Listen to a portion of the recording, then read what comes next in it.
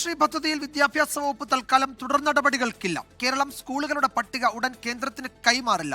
പദ്ധതിയിൽ ആശയപരമായ അഭിപ്രായ വ്യത്യാസമുണ്ടെന്ന് മുസ്ലിം ലീഗ് നേതൃത്വം പ്രതികരിച്ചു. തീരുമാനം കേരളത്തെ മുഴുവൻ ഇരുട്ടിൽ നിർത്തുന്നത് എന്നായിരുന്നു പ്രതിപക്ഷ നേതാവിന്റെ കുറ്റപ്പെടുത്തൽ.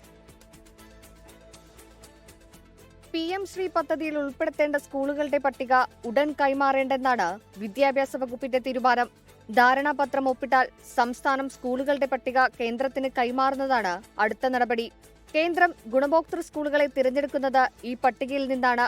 വിവാദങ്ങളുടെ പശ്ചാത്തലത്തിലാണ് വിദ്യാഭ്യാസ വകുപ്പിന്റെ തീരുമാനം.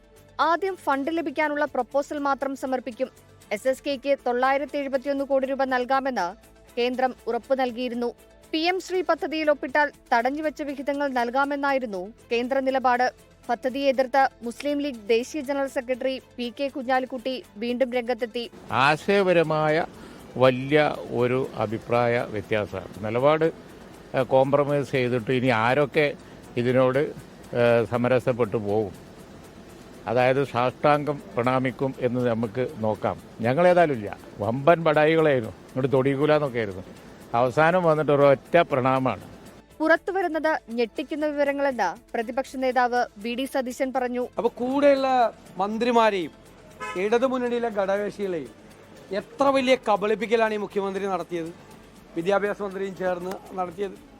കേരളത്തെ മുഴുവൻ ഇരുട്ടിലാക്കിയിട്ടാണ് ഈ എഗ്രിമെൻ്റ് ഒപ്പുവെച്ചിരിക്കുന്നത്.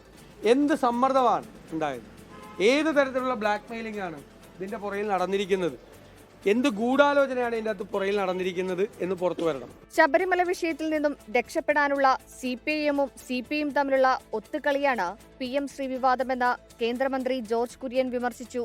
തീരുമാനത്തിൽ സർക്കാരിനെതിരെ വിമർശനവുമായി സമസ്ത AP വിദ്യാർത്ഥി സംഘടനയായ SSF-ഉം രംഗത്തെത്തി.